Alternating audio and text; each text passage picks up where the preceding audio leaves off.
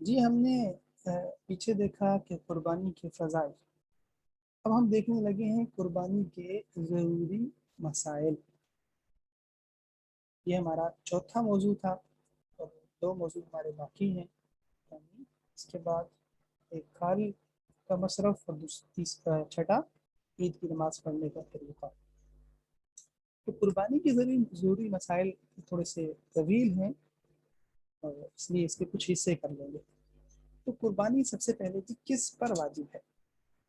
یاد رکھیے گا جس شخص پر زکوٰۃ فرض ہو یا جس کے پاس 52.5 تولہ چاندی ہو یا اس کی قیمت ہو یا اتنی قیمت کا مال تجارت ہو یا زائد پڑا ہوا سامان ہو اس پر قربانی اور صدقہ فطر واجب ہو جاتے ہیں. بہت سے لوگ سمجھتے ہیں جس پر زکوٰۃ فرض نہیں اس پر قربانی واجب نہیں. یہ بات صحیح نہیں ہے. یوں کہنا تو درست ہے کہ جس پر زکوٰۃ فرض ہے اس پر قربانی بھی واجب ہے، لیکن یہ کہنا صحیح نہیں کہ جس پر زکوٰۃ فرض نہیں اس پر قربانی بھی واجب ہے.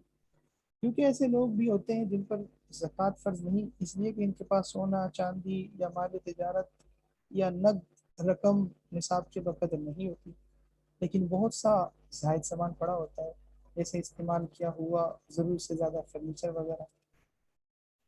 اگر یہ زائد سامان 52.5 تولہ چاندی کی قیمت پہنچ جائے تو قربانی واجب ہے، لیکن زکوٰۃ فرض نہیں ہوتی.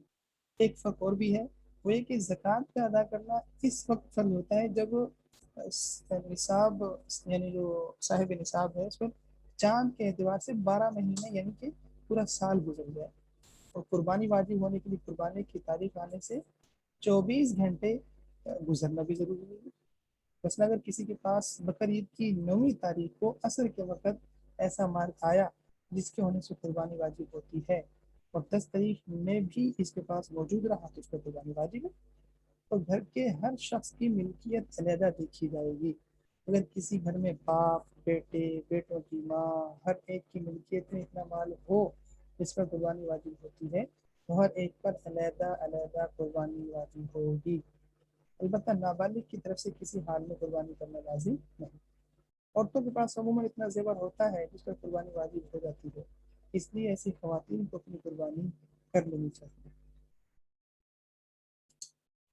اب وہ قربانی واجب رہنے کی چند شرط ہے. مسئلہ یہ ہے ایک کہ قربانی کا وجود ذمے میں باقی رہے یا ذمہ سے ساقط ہونے میں آخری وقت کا اعتبار ہوتا ہے. لہٰذا اگر کوئی شخص پہلے سے صاحب نصاب نہ ہو اور 12 ذی الحجہ کو صاحب نصاب ہو جائے تو اس پر قربانی واجب ہے. ٹھیک ہے جی.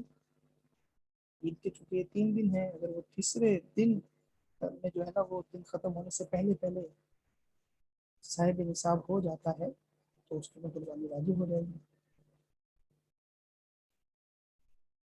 دوسرا مسئلہ، اگر مسافر 12 ذی الحجہ کو مقیم ہو جائے اور وہ صاحب نصاب بھی ہو تو اس پر بھی قربانی واجب ہوگی.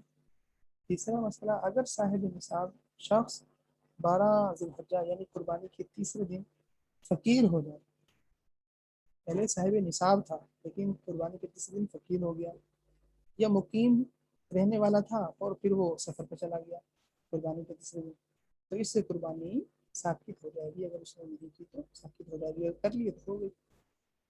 اگلا مسئلہ، اگر فقیر یا مسافر میں 10 یا 11 ذی الحجہ کو نفلی قربانی کرتی، پھر 12 ذی الحجہ کو فقیر کے پاس مال آ گیا یا مسافر مقیم ہو گیا، سفر پہ کیا ہوا تھا اس وقت سے قربانی نہیں تھی، ٹھیک ہے، یا وہیں پہ اس نے جو ہے وہ نفلی اپنی طرف سے قربانی کر دی، تو اس صورت میں علامہ شامی رحمہ اللہ کی تحقیق کے مطابق اس شخص کی جو پہلی قربانی ہے وہ کافی ہوگی، دوبارہ قربانی لازم نہیں.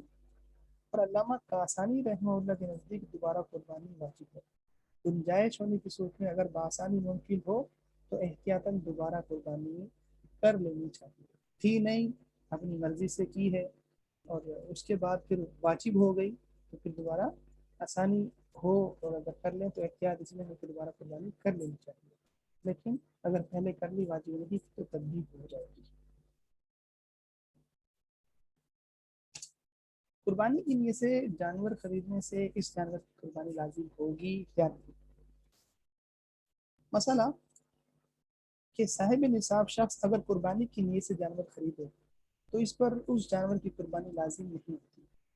البتہ فقیر یعنی غیر صاحب نصاب شخص اگر قربانی کے لیے سے جانور خرید لے تو اس میں یہ تفصیل ہے کیا کہ اگر ایام قربانی میں جانور خریدے تو فقیر شخص پر اس جانور کی قربانی لازم ہو جائے گی، لیکن ایام قربانی سے پہلے خریدنے کی صورت میں اس جانور کی قربانی لازم نہیں ہوگی، کیونکہ قربانی واجب ہونے کے لیے یا تو زبان سے نظر کے الفاظ کہنے ضروری ہے یا پھر ایام قربانی ہے جن میں قربانی واجب ہو سکتی ہے، جبکہ ایام قربانی سے قبل یعنی پہلے یا بعد میں خریدنے کی صورت میں کوئی بھی قربانی واجب ہونے کا سبب نہیں پایا جاتا. ہمارے اکابر میں جو نا فتاوی، ہمارے اکابر کے جو فتاوی ہیں، فتاوی جیسے رحیمیہ میں یہ قول اختیار کیا گیا ہے کہ علامہ شامی نے جو ہے تتار خانیہ کے حوالے سے اس قول کا ذکر فرمایا ہے اور یہی احوط معلوم ہوتا ہے.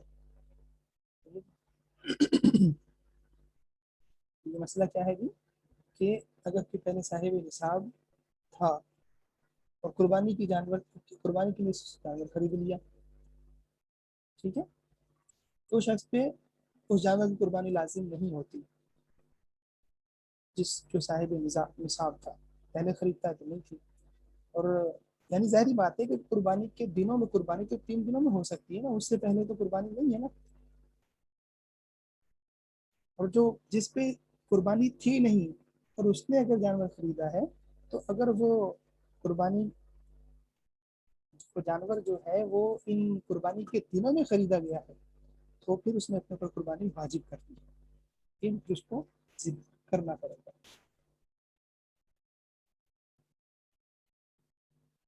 میں یہ دوبارہ سے آپ کے سامنے ایک دفعہ دہرا دیتا ہوں تاکہ مزید سمجھ میں آ جائے کہ صاحب نصاب شخص اگر قربانی کی نیت سے جانور خریدے تو اس پر اس جانور کی قربانی لازم نہیں ہوتی. البتہ فقیر جو صاحب نصاب نہیں تھا لیکن پھر بھی اس نے قربانی کے لیے جانور خریدا، ایسے شخص اگر قربانی کی نیت سے جانور خرید لے تو پھر اس کی کچھ تفصیل ہے، اور وہ یہ ہے کہ اگر ایام قربانی میں جانور خریدے تو فقیر شخص پر اس کی قربانی لازم ہے، اور قربانی سے پہلے جو ہے نا ایام قربانی سے پہلے خریدنے کی صورت میں اس جانور کی قربانی لازم نہیں ہوگی. 3 دنوں سے پہلے، قربانی کے دنوں سے پہلے خریدا تو پھر اس کو لازم نہیں ہوگی. پھر قربانی واجب ہونے کے لیے یا تو زبان سے نظر کے الفاظ کے ہیں یا پھر ایام قربانی ہوں جن میں قربانی واجب ہو سکتی ہے. ٹھیک ہے جی، چلیے. جانور خریدنے کے بعد تبدیل کرنا، مسئلہ کہ صاحب نصاب شخص پر قربانی کے جانور خریدنے کی وجہ سے اسی جانور کی قربانی واجب نہیں ہوتی، لہذا اس کے لیے خریدا ہوا جانور بیچ کر کوئی دوسرا جانور قربانی کے لیے خریدنا جائز ہے. اس کی قربانی کرنے سے قربانی ادا ہو جائے گی، البتہ اگر دوسرے جانور کی قیمت سے یعنی قیمت پہلے جانور کی قیمت سے کم ہو تو اس زائد رقم کو صدقہ کر دینا چاہیے. لیکن دوسرا مسئلہ فقیر یعنی غیر صاحب نصاب جو اپنی مرضی سے قربانی کرنا چاہ رہا ہے، نصاب نہیں ہے اس کو قربانی نہیں ہے، ایسا شخص اگر قربانی کی نیت سے جانور خرید لے تو ایام قربانی سے پہلے جانور خریدنے کی صورت میں تبدیل کر سکتا ہے. ایام قربانی میں خریدنے کی صورت میں تبدیل کرنا جائز نہیں ہے. قربانی کے جانور شرعاً مقرر ہیں، جیسے گائے، بیل، بھینس اور کٹا، اونٹ، اونٹنی، بکرا، بکری، بھیڑ کا جو ہے نا وہ، اور اس طرح دمبا اور مونس دمبی، ان سب کی قربانی یعنی مذکر مونس سب کی جائز ہے. ان کے علاوہ اور کسی جانور کی قربانی درست نہیں، اگرچہ کتنا زیادہ قیمتی ہو اور کھانے میں جس قدر بھی مرغوب ہو، لہذا ہرن کی قربانی نہیں ہو سکتی. اس طرح دوسرے حلال جنگلی جانور قربانی میں ذبح نہیں کیے جا سکتے.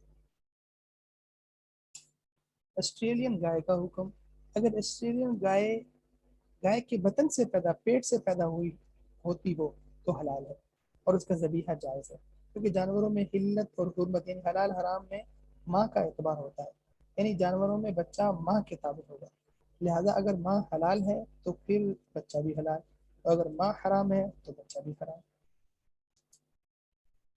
اونٹ گائے میں 7 حصے ہوں گے. पहला मसला गाय, बैल, भैंस, भैंसा, ऊंट, ऊँटनी, इन सब में 7 हिस्से हो सकते हैं। यानी इनमें से एक जानवर से 7 कुर्बानियां हो सकती हैं। हाँ, एक ही आदमी एक गाय लेकर अपने घर के आदमियों के वकील बनाने से इनका वकील बनकर 7 हिस्से तजवीज़ करके ज़िबह कर दे, यानी घर में अ, सारे जो अफराद थे, बेटे की तरफ से, बेटियों की तरफ से, तो यानी घर में अफराद जो मौजूद हैं, कमाने वाले हैं, सब की तरफ से अगर आप देना चाहते हैं, कमाने वाले नहीं भी वैसे आप देना चाहते हैं, आपकी मर्जी है, सब की तरफ से आप लोग गाय खरीद कर दे देते हैं, ठीक है। या मुख्तलिफ घरों के एक एक या दो दो हिस्से लेकर 7 पूरे कर लेते हैं, तब भी ठीक। मगर शर्त यह कि जितने शरीक हों हर एक की नीयत कुर्बानी की हो। किसी ने अकीका के लिए एक दो हिस्से ले लिए हों, ठीक है, या तो कुर्बानी की नीयत हो या फिर अकीका के लिए एक या दो हिस्से ले लिए हों। क्योंकि अकीका भी अल्लाह ही के लिए खून बहाया जाता है, इसलिए अकीका का हिस्सा कुर्बानी के जानवर में जा सकता है, ठीक है जी। कुर्बानी के जानवर में अकीके का हिस्सा लिया जा सकता है। जितने लोगों ने कुर्बानी के जानवर में शिरकत की, अगर इनमें से किसी एक आदमी के लिए भी इस गोश्त की तिजारत अ, बेचने की नीयत या महज गोश्त खाने की नीयत हुई, तो फिर किसी की भी कुर्बानी नहीं होगी। इसलिए अपनी नीयत को ठीक करना इंतहाई जरूरी है। और अगर भैंस, गाय, ऊँट में 7 हिस्सों से कम हिस्से कर लिए, मतलब 6 हिस्से करके 6 आदमियों ने एक एक हिस्सा ले लिया, या 5 आदमियों ने 5 हिस्से करके एक एक हिस्सा लिया, तब भी कुर्बानी दुरुस्त हो जाएगी, बशर्ते कि किसी का हिस्सा 7वें हिस्से से कम ना हो। और अगर 8 हिस्से बना लिए और 8 कुर्बानी वाले शरीक हो गए, तो किसी की भी कुर्बानी दुरुस्त नहीं होगी। एक और मसला कि जी छोटे जानवर यानी बकरा, बकरी वगैरह में शिरकत नहीं हो सकती, एक शख्स की जानिब से एक ही जानवर होगा। कुर्बानी के जानवरों की उम्र, तो इसमें गाय, बैल, भैंसा, भैंस की जो कम से कम उम्र है वो 2 साल, और ऊँट, ऊँटनी की कम से कम उम्र 5 साल। बाकी जानवरों की उम्र कम अज कम 1 साल होना जरूरी है।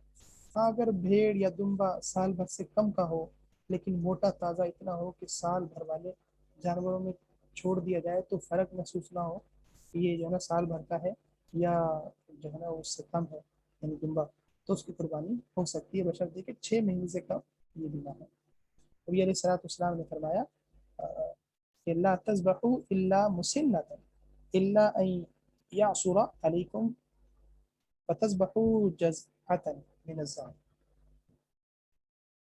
तो यानी ला तज़बहू इल्ला मुसिन्नतन इल्ला अन यासुरा अलैकुम फतज़बहू जज़अतन मिन अज़्ज़ान।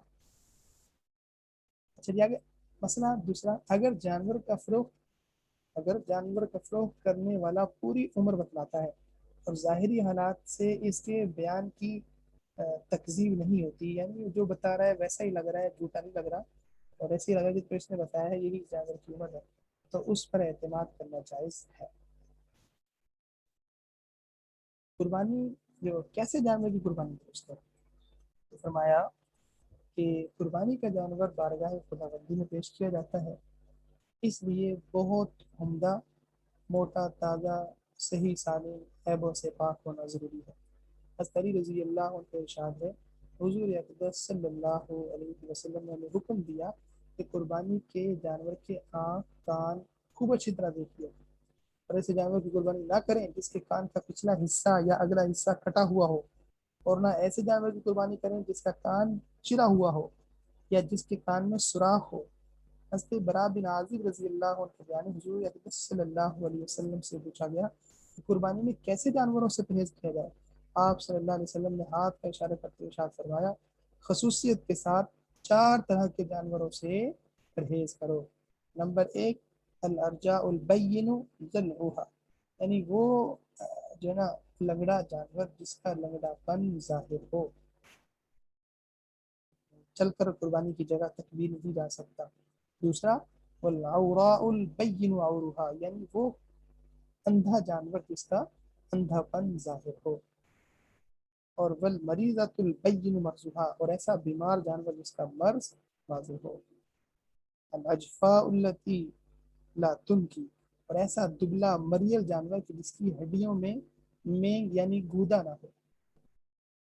हज़रत फुक़हा किराम ने इन अहादीस की तफसीर और तशरीह करते हुए फरमाया कि जो जानवर बिल्कुल अंधा हो या बिल्कुल काला हो या एक आँख की तिहाई रोशनी یا اس سے زیادہ روشنی جاتی رہے، یا ایک کان کا تہائی حصہ اس سے زیادہ کٹ گیا ہو، تہائی حصہ یا اس سے زیادہ کٹ گیا ہو، یا دم کٹ گئی ہو، یا اس کا ایک تہائی سے زیادہ حصہ کٹ گیا ہو، یا اتنا دبلا جانور ہو کہ اس کی ہڈیوں میں بالکل گودا نہ رہا ہو، اس کی قربانی جائز نہیں۔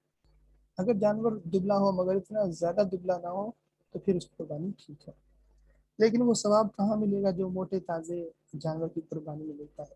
اللہ کی بارگاہ میں پیش کرنے کے لیے گری پڑی حیثیت کا جانور اختیار کرنا نہ سمجھی بھی ہے، نہ شکری بھی ہے۔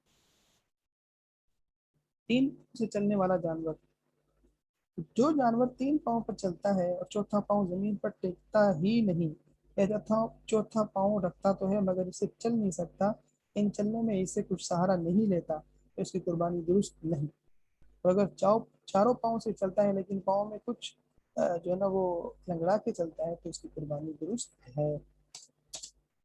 بے دانتوں والا جانور، جس جانور کے پیدائشی دانت نہ ہو یا دانت ٹوٹ گئے ہوں مگر وہ بآسانی چارہ کھا لیتا ہے اور صحت مند ہے، یعنی دوسرے عام جانوروں کی طرح ہو، تو امام اعظم ابو رحمہ اللہ کے نزدیک، امام اعظم ابو حنیفہ رحمہ اللہ کے نزدیک اس کی قربانی درست ہے، اور یہی صحیح بھی ہے، راجہ بھی یہی قول ہے۔